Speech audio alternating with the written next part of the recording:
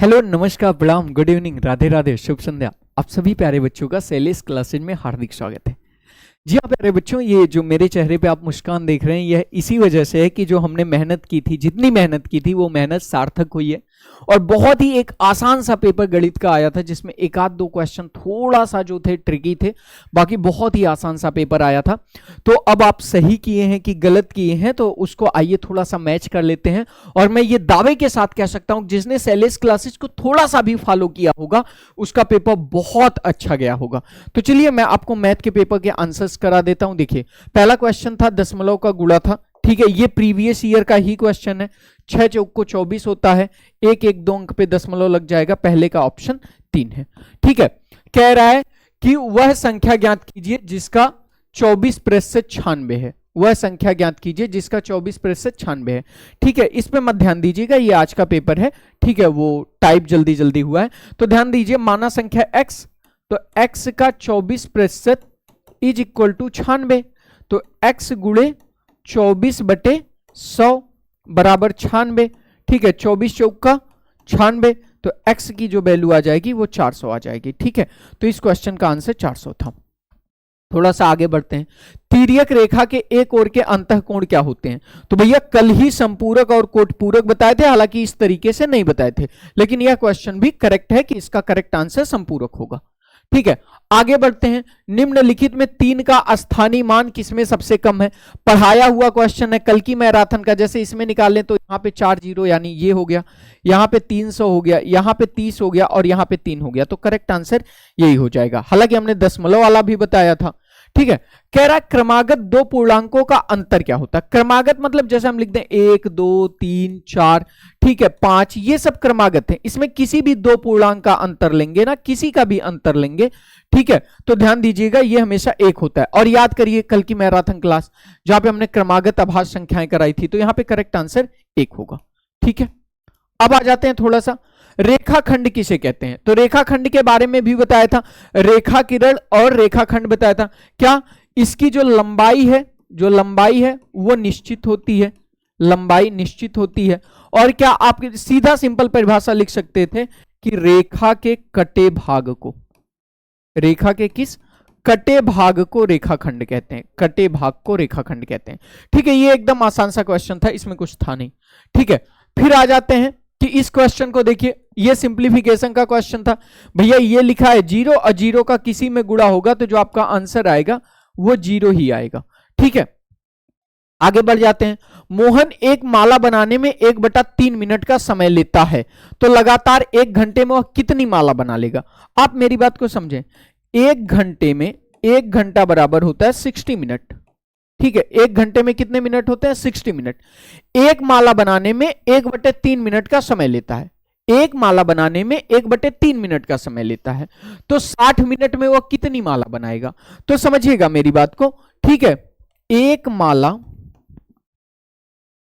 के लिए वह लेता है 1/3 मिनट, 1/3 मिनट, यानी हम यह कह सकते हैं कि यह 1 मिनट में 3 माला बनाएगा। 3 इधर आके गुणा हो जाएगा, 3 माला। अब 1 मिनट में 3 माला, तो 60 मिनट में कितना बनाएगा? 60 मिनट में बनाएगा 60 गुणे 3 यानी 180 माला। कितना? 180 माला बनाएगा। ठीक है, ये थोड़ा सा ट्रिकी क्वेश्चन था। आगे बढ़ते हैं। पटरी और प्रकार की सहायता से 60 अंश का कोण बनाइए। क्या मजाक चल रहा था भाई, ये तो वही वाली बात हो गई कि एग्जामिनर मेरे पढ़ाने के बाद वीडियो बनाया है। ठीक है, पेपर, ये एक चाप, यहां से ये दूसरा चाप, यहां से देखिए, यहां से ये दूसरा चाप लगा, यहां से ये तीसरा चाप लगा और इसको मिला दिया, ये एंगल 60 अंश, और यही रचना लिख देनी थी। ठीक है, 60 90 120 30 सब बताए थे। कह रहा है 3 अंकों की सबसे बड़ी संख्या की उत्तरवर्ती संख्या बताओ। अब मुझे आप एक बात बताओ, सबसे बड़ी संख्या सबसे बड़े अंक से बनेगी। 3 अंकों की सबसे बड़ी संख्या 999 होती है, और किसी की जब उत्तरवर्ती संख्या मतलब +1 ऐड कर दो, तो इसमें +1 ऐड कर दोगे, ये हो जाएगा 1000। ठीक है, तो करेक्ट आंसर 1000 होगा। ठीक है, आगे समझिए। कह रहा है 117 को दो संख्याओं के गुणा के रूप में लिखा गया है, यदि इसमें से एक संख्या 17 है तो दूसरी संख्या बताओ। माना दूसरी संख्या बराबर x। ठीक है, तो x गुणे 13 बराबर 117, 13 से काट दो, x बराबर 9 आ जाएगा। तो वह दूसरी संख्या 13 9 117 होता है। वैसे भी आसान क्वेश्चन था। ठीक है, अब आ जाते हैं लघुत्तरी प्रश्न पे। ठीक है, कह रहा है एक बगीचे की लंबाई 115 मीटर है, चौड़ाई 45 मीटर है, तो बगीचे के चारों ओर घेरने के लिए कितने मीटर तार की आवश्यकता होगी। ऐसे समझिए, ये बगीचा है। ठीक है, ये है 115 मीटर और ये है 45 मीटर। अब मुझे आप एक बात बताएं, अगर मैं इसके चारों ओर तार लगाऊं, तो जब मैं तार लगाऊंगा तो इसी पे लगाऊंगा, इसी पे लगाऊंगा, और ये चीज क्या है, ये आयत का परिमाप है। तो आपको पता है कि तार की लंबाई बराबर आयत का परिमाप, आयत का परिमाप। अब कितने लोगों को आयत का परिमाप याद है? कल की वीडियो में बताए थे, क्या होता है, 2 लंबाई और प्लस चौड़ाई। ठीक है, ये हो जाएगा 160 दूना 320 मीटर, यानी उस तार की लंबाई कितनी होगी, 320 मीटर होगी। ठीक है, आगे आइए, भुजाओं के आधार पर त्रिभुज का वर्गीकरण करिए। कल ही की क्लास में आपको बताया था भैया त्रिभुज पढ़ के जाना। ठीक है, अगर मैं त्रिभुज की भुजा के आधार पे बात करूं तो बेसिकली यह 3 प्रकार के होते हैं। समबाहु, बाहु मतलब होता है भुजा, ऐसा त्रिभुज जिसकी ये तीनों भुजाएं समान हो उसे समबाहु त्रिभुज कहते हैं। दूसरा समद्विबाहु, समद्विबाहु। ठीक है, ऐसा त्रिभुज जिसकी 2 भुजाएं समान हो उसे समद्विबाहु त्रिभुज कहते हैं। और फिर आता है फाइनली विषमबाहु, विषमबाहु। ठीक है, विषमबाहु क्या होता है, ऐसा त्रिभुज जिसकी तीनों भुजाएं अलग अलग हो उसे विषमबाहु त्रिभुज कहते हैं। तीनों भुजा समान समबाहु, 2 भुजा समान समद्विबाहु और तीनों भुजा अलग अलग विषमबाहु त्रिभुज। ये भी पढ़ाया हुआ क्वेश्चन था। एक दुकानदार ने 1500 का कोट 25% की छूट देकर बेचा, तो बताइए कोट कितने का बिका। कल यह क्वेश्चन हम पढ़ाए थे। ठीक है, इस तरीके से नहीं पढ़ाए थे, दूसरा पढ़ाए थे, लेकिन यह सवाल जैसे देखिए, छूट कितना हुआ, छूट तो भाई 25% कम किया, यानी 1500 का 25%, तो हो जाएगा 1500 गुणे 25 गुणे 1/100। ठीक है, 0000 से काट देंगे, 25 2 में 250, ये हो जाएगा 375 रुपए। अब 375 रुपया उसने कम किया, तो फिर विक्रय मूल्य क्या हो जाएगा, कितने में बेचा, तो पहले बेच रहा था 1500 में और इसमें से 375 रुपया कम कर दिया, कितने का दिया होगा, 1125 रुपए का। ठीक है, आगे आइए इस सवाल को देखते हैं। ठीक है, अब इस सवाल को देखिए, यह सवाल भी कल का कराया हुआ है। ठीक है, बस यहां पे थोड़ा सा भाई एक आध सवाल तो मिक्स करेगा ही, तो यहां पे थोड़ा सा 2 सवाल को मिक्स कर दिया। कह रहे 2 संख्याओं का महत्तम और लघुत्तम इतना है, अनुपात इतना है। अब ध्यान से समझो, माना संख्या बराबर, माना संख्या बराबर क्या हो जाएगा, एक हो जाएगा 5x, दूसरा हो जाएगा 7x, 5x और 7x। अब ध्यान देना कि आपको पता है कि आपने फार्मूला पढ़ा था, पहली संख्या गुणे दूसरी संख्या बराबर HCF गुणे LCM, यानी 5x गुणे 7x बराबर SCF 5 गुणे 175। ठीक है, अब देखिए 5 से 5 कट जाएगा, 7 से इसको काटेंगे तो x स्क्वायर बराबर 25 आ जाएगा, तो x बराबर 5 आ जाएगा। अगर x बराबर 5 आ गया तो बड़ी भुजा आपकी हो जाएगी 7 गुणे 5 यानी 35। ठीक है, बड़ी भुजा 7 गुणे 5 यानी 35। यह सवाल मैंने कल करा के और यह बोला था कि यह जरूर आएगा। ठीक है, फिर देखिए 16वां क्वेश्चन आया, कह रहा है व्यंजक इसमें से इसको घटा दीजिए। कल की सवाल में आप देखिए जाके उसको कि मैंने घटाना आपको पढ़ाया, क्या करना है, इसको लिख लेना है x square minus 5x plus 4, इसको लिख लिया।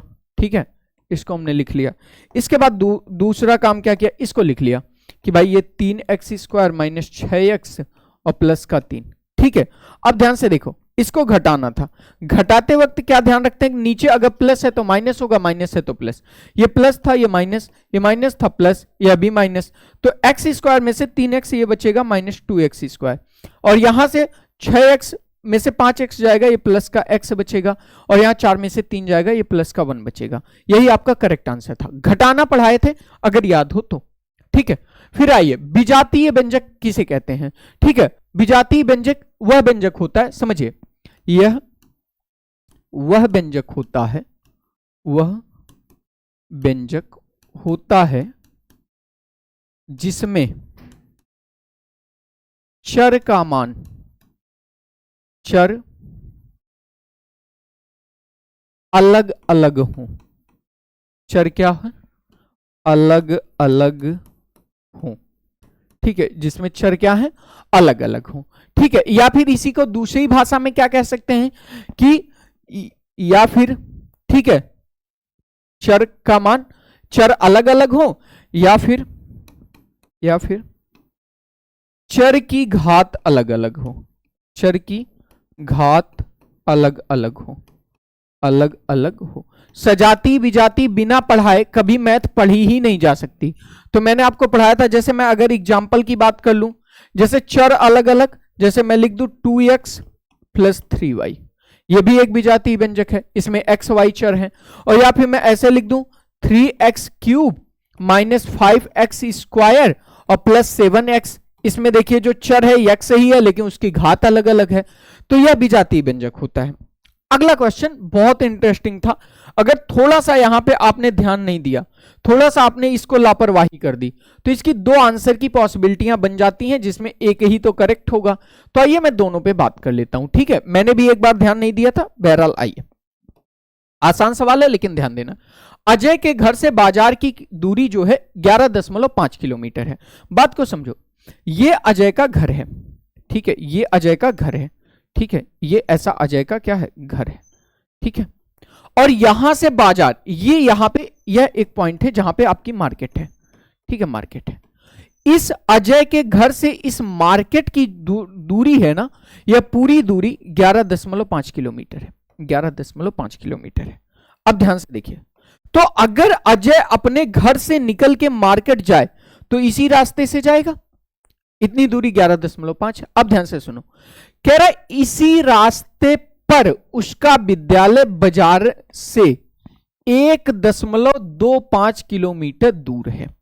क्या है, बाजार से 1.25 किलोमीटर क्या है, दूर है, ठीक है, बात समझे, बाजार से क्या है, 1.25 किलोमीटर दूर है। इसका मतलब ध्यान से समझिए, बहुत सारे बच्चों ने गलती क्या कर दी कि उन्होंने कहा बाजार से दूर मतलब यहां से चलो यहां ले लेते हैं 1.25 किलोमीटर। लेकिन एक बात ध्यान रखिए, अगर आपने इससे आगे डिस्टेंस लेके दोनों को जोड़ा तो आपका करेक्ट आंसर आ जाएगा 12.75 किलोमीटर, जो कि गलत है, जो कि क्या है, गलत है।